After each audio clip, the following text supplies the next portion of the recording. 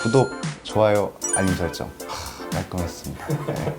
칭찬을 해줄만 하면 꼭 이렇게 터져요. 왜 굳이 이걸 숨기고 광고를 했지? 국토부도 이건 이번에 진짜 크게 잘못한 거죠. 담당 공무원은 책임을 좀 물어야 하지 않나 싶은데 또 한 번 파장이 예상됩니다. 자, 오늘은 뭐 질질 끌 것도 없고 간단하고 빠르게 살펴보시죠. 이미 국토부 직원이 다 얘기를 해줘서 우리끼리 막 따지거나 할 필요도 없을 것 같습니다. 이게 보도되고 나니까 뭐 벌써부터 유착관계가 드디어 터졌네, 현토네 이러면서 국토부가 욕을 먹기 시작하고, 현대차도 욕먹고 아이오닉5도 살 이유가 하나도 없어졌다는 얘기까지 나옵니다. 대체 무슨 일인지 함께 살펴보시죠.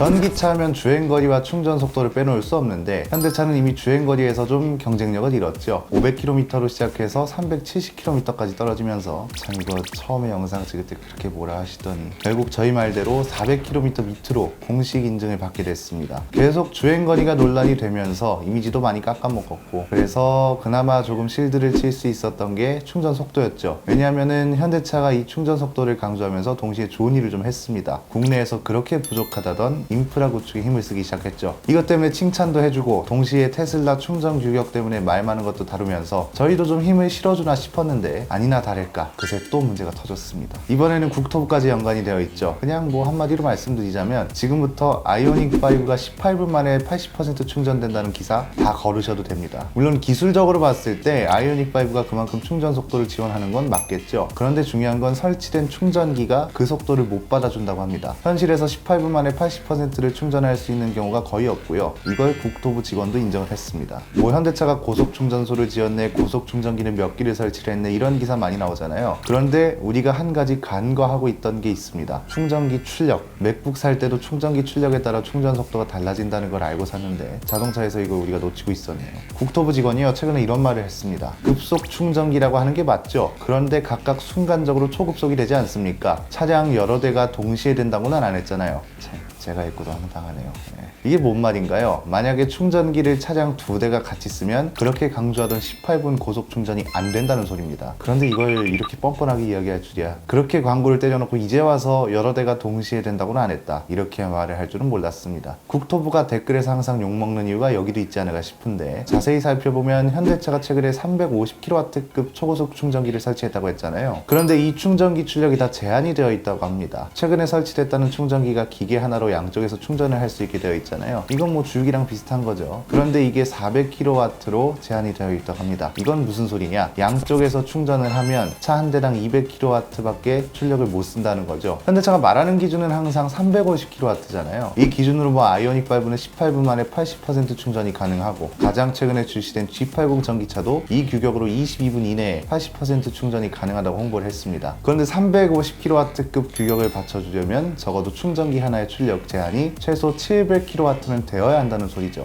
예를 들어서 아이오닉5 2대를 350kW급으로 18분 내에 80%를 충전하려면 한 대당 350kW 기준이라고 했으니 총 700kW 출력이 필요한 거잖아요. 그런데 지금은 그걸 훨씬 밑도는 거죠. 일단 이게 국토부랑 현대차한테 다 문제가 있는 거죠. 국토부는 처음에 고속도로 전기차 초급속 충전하세요, 이런 제목으로 보도자료를 냈습니다. 이 당시 초급속 충전기 72기를 설치했다고 했는데 그게 아니었던 거죠. 언론에서 문제를 삼으니까 나중에는 48기라고 정정 보도를 합니다. 그런데 그것도 알고 보니까 충전기마다 출력 제한이 있어서 아니래요. 참 뭐 하는 건가 싶죠. 장난 지금 나랑 하냐? 그리고 계속 언론에서 따지니까 차량 여러 대가 동시에는 안 된다고 했잖아요. 이런 말을 합니다. 이렇게 말씀하신 분은 진짜 역풍이 좀 세게 갈 것 같은데, 국토부가 보도자료 낼 때 그랬잖아요. 현대차 전기차 전용 플랫폼 EGMP에 최적화되어 있다. EGMP 기반 차종은 18분 내에 80% 충전이 가능하다. 이렇게 꼭 짚어서 강조하고, 이제 와서 그런 소리 하면 됩니까? 이거 시설물 설치랑 운영은 현대차가 하고 부지는 도로공사에서 제공하는 거 아닌가요? 국민들 세금이 일정 부분 들어가는 건데 이렇게 무책임하게 운영하고 홍보하면 쓰나요? 국토부 보도자료에 관련 내용이 딱 한 줄 들어가 있긴 합니다. 뭐라고 되어 있냐면, 다만 차량별로 수용 가능한 전력량에 따라 충전 속도는 상이할 수 있다. 그러면 이건 밑에다가 표라도 하나 만들어서 충전소별로 출력량을 정리를 해주든가요. 정부기관 보도자료가 이렇게 뜬구름 잡듯이 이야기하면 어떡하나요? 현대차도 지금 비판을 받고 있죠. 현대차가 충전소 총 용량을 1000kW로 제한을 했다고 합니다. 물론 이 전력량을 마음에 마음대로 막 왔다 갔다 할 수 있는 건 아닌데, 이게 1000kW로 제한이 되면 뭐가 문제냐. 지금 충전소에 충전기가 6개 있잖아요. 그리고 이 충전기 하나에 차량 2대가 충전이 가능하고요. 이렇게 해서 충전 출력이 260kW 둘, 140kW 둘, 그리고 100kW 둘 이렇게 되어 있는 거고요.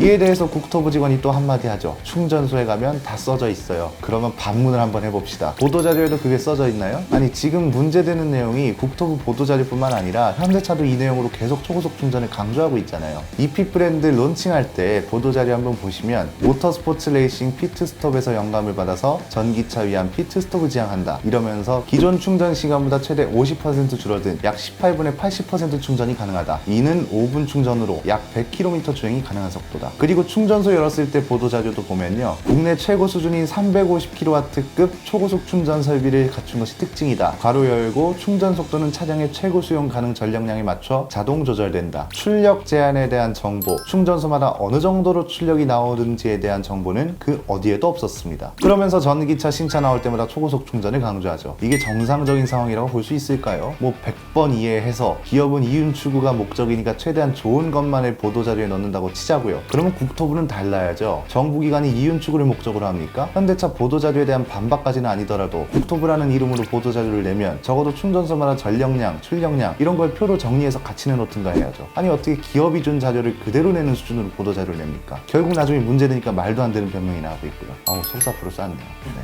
계속 이런 게 반복되니까 사람들 감정만 안 좋아지죠. 국토부는 기업하고 한통속이다부터 시작해서 현대차 결함에 대해 뒤닦아주는 것이 국토부인데 말 다 했다. 전기차 관련해서는 정부하고 현대차가 똘똘 뭉쳐서 거짓잔치한다. 아이오닉 산류가 진짜 모두 사라졌다. 거의 국토부가 차 팔아주는 수준 아니냐. 이런 걸 정경유착이라 한다. 이런 반응들이 나온다고요. 그리고 이건 여담인데요. 이 내용을 자료를 찾아볼 때까지만 해도 그 망언했던 공무원이 도로정책과 과장으로 있었는데 한 일주일 정도 지나고 난 뒤에 스크립트를 작성하려고 다시 들어가 보니까 어떤 이유에서인지 다른 과로 발령이 났습니다. 항공 쪽으로 발령이 나고 도로정책과는 다른 분이 지금 과장으로 이름이 올라와 있고요.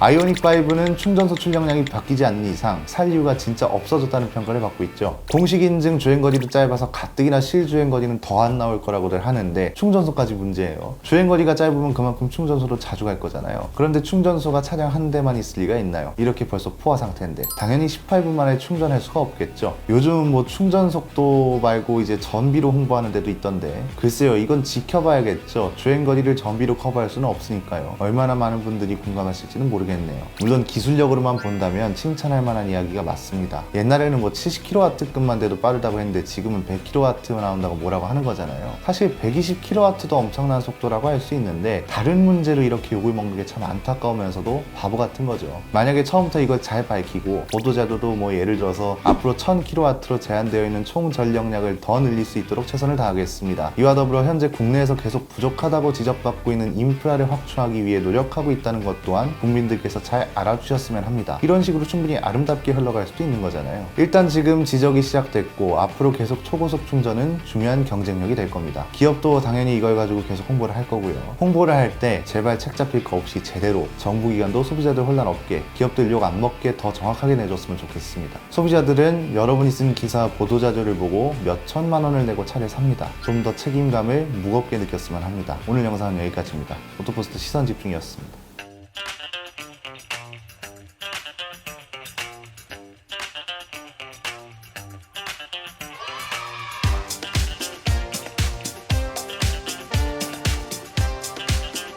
와, 어떻게 이런 좋은 혜택이 있냐?